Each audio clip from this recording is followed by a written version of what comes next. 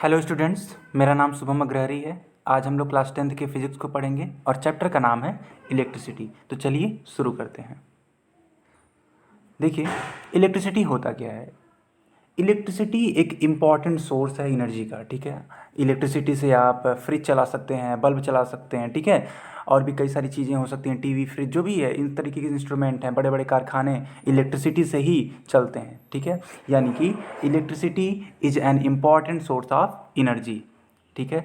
एक दिन अगर इलेक्ट्रिसिटी नहीं होती है तो हालत ख़राब हो जाती है हम लोग की, है कि नहीं। तो आप समझ सकते हैं ये कितना इंपॉर्टेंट है। आगे बात किया गया इलेक्ट्रिक चार्ज के बारे में।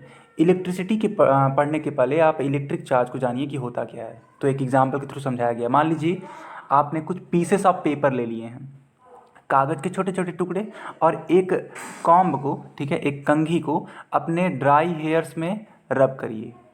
अगर आप अपने ड्राई हेयर्स में रब करेंगे तो क्या होगा, जो छोटे छोटे ये पार्टिकल्स हैं ना कागज़ के, ये इस पर अट्रैक्ट हो जाएंगे, चिपक जाएंगे। कहने का मतलब ये है। तो ये क्यों हुआ? क्योंकि जो ये कॉम्ब है ये इलेक्ट्रिक चार्ज को एक्वायर कर लिया है।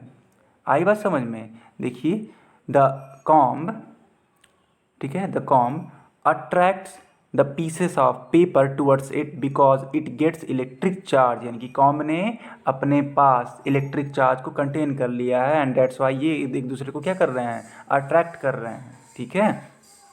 और भी हम लोग समझेंगे। देखिए, जो ये इलेक्ट्रिक चार्ज होता है ये दो तरीके का होता है। इलेक्ट्रिक चार्ज दो तरीके का, कौन कौन सा? पॉजिटिव चार्ज और नेगेटिव चार्ज। एक होता है पॉजिटिव चार्ज और दूसरा नेगेटिव चार्ज। कब कब ये चीज़ें जनरेट की जा सकती हैं, ये ज़रा सा देख लीजिए। मान लीजिए ग्लास रॉड है और उसको आप सिल्क क्लॉथ पे रब करते हैं, तब ग्लास रॉड पे, ठीक है, जो चार्ज आता है उसको बोलते हैं पॉजिटिव चार्ज। आई बात समझ में? और जब एबोनाइट रॉड को आप वुलन क्लॉथ पे रब करते हैं, ठीक है, तो एबोनाइट पे जो चार्ज आता है उसका नाम क्या होता है? Negative charge. ये एक एग्जाम्पल, समझिएगा मेरी बात को। Opposite charges attract each other, यानी कि मान लीजिए एक पॉजिटिव चार्ज है, दूसरा नेगेटिव चार्ज है, ठीक है। तो ये दोनों आपस में क्या होंगे? अट्रैक्ट होंगे। यही तो लिखा गया है, opposite charges attract each other. I hope आपको ये बात समझ में आ गई होगी। दूसरा लिखा हुआ है similar charges repel each other, यानी कि मान लीजिए प्लस चार्ज है, एक दूसरा एक चार्ज है वो भी प्लस ही है, ठीक है, दोनों की दोनों क्या है? पॉजिटिव हैं। तो ये एक दूसरे को क्या करेंगे? रिपेल करेंगे, अट्रैक्ट नहीं करेंगे ये दोनों। आई बात समझ में? मान लीजिए एक निगेटिव चार्ज है, दूसरा भी निगेटिव चार्ज है, तो ये भी एक दूसरे को रिपेल करेंगे क्योंकि ये सिमिलर चार्जेस हैं। आई होप ये भी बात आपको समझ में आ गई होगी। तीसरे पॉइंट की बात करते हैं। तीसरा पॉइंट देखिए क्या लिखा हुआ है, the SI unit of electric charge is Coulomb. ये बहुत इंपॉर्टेंट है, इसको आप याद रखिएगा, ठीक है। SI unit of electric charge कितना होता है? कूलॉम होता है। और इसको डिनोट करने का तरीका सी फॉर कूलॉम। यानी कि जैसे मान लीजिए फोर्स का यूनिट होता है न्यूटन, उसी तरीके से इलेक्ट्रिक चार्ज का यूनिट कितना होता है? कूलॉम। ये एसआई यूनिट की बात हो रही है। फोर्थ पॉइंट देखिए, लिखा है all the matter contains positively charge particles, ठीक है। All the matter contains positively charge particles called protons and negatively charge particle called electrons. यानी कि हर एक मैटर, ठीक है, एक पॉजिटिव चार्ज को कंटेन करता है और एक नेगेटिव चार्ज को कंटेन करता है। तो अगर वो पॉजिटिव चार्ज को कंटेन कर रहा है तो उसका नाम होगा प्रोटॉन, और अगर वह नेगेटिव चार्ज को कंटेन कर रहा है तो वो इलेक्ट्रॉन। समझ गए आप? यानी कि एक मैटर में दोनों टाइप के चार्ज होते हैं, प्रोटॉन भी हो सकता है और इलेक्ट्रॉन भी। प्रोटॉन यानी कि पॉजिटिव चार्ज, इलेक्ट्रॉन का मतलब नेगेटिव चार्ज। चलिए आगे बढ़ते हैं। हाँ, ये देखिए, ये बहुत इंपॉर्टेंट है। एक प्रोटॉन पे, यानी कि जो अभी मैंने सीखा कि पॉजिटिव चार्ज जो होता है, ठीक है, एक प्रोटॉन पे कितना कूलम का चार्ज होता है? तो 1.6 इंटू 10⁻⁹ कूलम।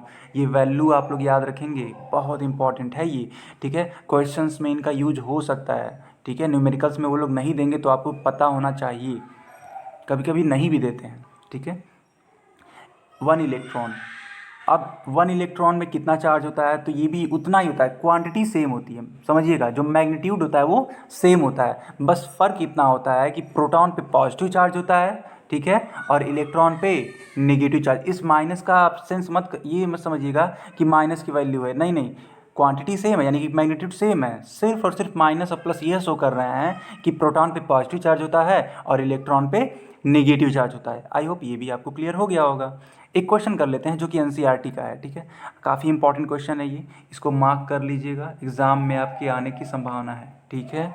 देखिए लिखा है calculate the number of electrons constituting 1 coulomb of charge, यानी कि 1 कूलम्ब चार्ज में, समझिएगा स्टूडेंट्स, 1 कूलम्ब चार्ज में कितने इलेक्ट्रॉन्स होते हैं, इनको हमें बताना है, इनको हमें कैलकुलेट करना है, ठीक है। अच्छा देखिए अभी को हम लोगों ने सीखा कि एक इलेक्ट्रॉन पे इतना कूलम्ब का चार्ज होता है, कितना 1.6 into 10⁻19 coulomb. 1 electron has a charge of 1.6 into 10⁻19 coulomb. ये अभी ऊपर जस्ट बात की हम लोगों ने। तो एक बात बताइए, अगर हमें 1 कूलम्ब की वैल्यू पता करनी हो तो क्या करेंगे, दोनों साइड से 1.6, ठीक है, दोनों साइड से समझिएगा 1.6 इंटू 10⁻19 से डिवाइड कर दीजिए। तो जब आप इस चीज़ को डिवाइड करेंगे तो ये 1 हो जाएगा, और यहाँ पे डिवाइड करेंगे तो 1/1.6 इंटू 10⁻19, और ये क्या है, इलेक्ट्रॉन है, तो मैंने इलेक्ट्रॉन लिख दिया। आई बात आपको समझ में? देखिए मैंने कुछ खास नहीं किया है, थोड़ा समझने की कोशिश करिए। जैसे कि ये लिखा हुआ है 1 electron is equals to 1.6 into 10⁻19 coulomb.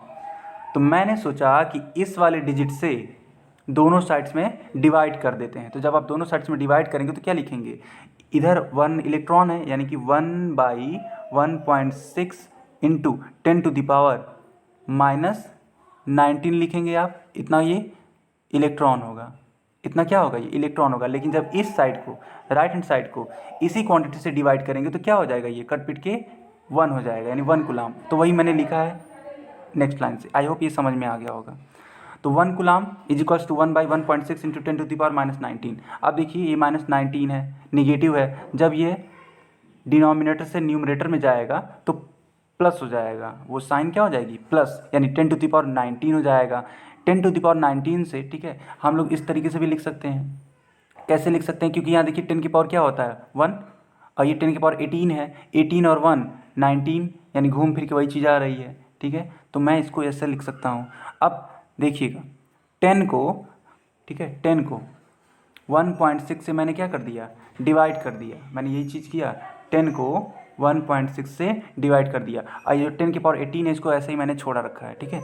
अब देखो आगे, जब उसको डिवाइड करोगे आप तो कितना आएगा, 6.25 इंटू 10⁻18 इलेक्ट्रॉन्स। आई बात समझ में? यानी 10 को जब डिवाइड करेंगे आप 1.6 से तो कितना आएगा वैल्यू, 6.25, और 10 की पावर 18 को मैंने एज यूजुअल लिख दिया है।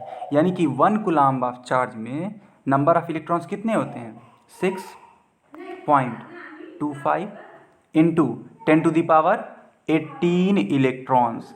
ये वैल्यू थोड़ी सी इंपॉर्टेंट है, आप इसको लर्न कर लेंगे, हो सके तो लर्न कर लीजिए, अदरवाइज एग्ज़ाम में सवाल आए तो यही मेथड लगा कि आप सॉल्व भी कर सकते हैं। आई होप ये वीडियो, ये लेक्चर आपको समझ में आ गया होगा। अगर आपको समझ में आ गया है तो प्लीज़ एक लाइक कर दीजिएगा और सब्सक्राइब कर दीजिएगा। Thank you.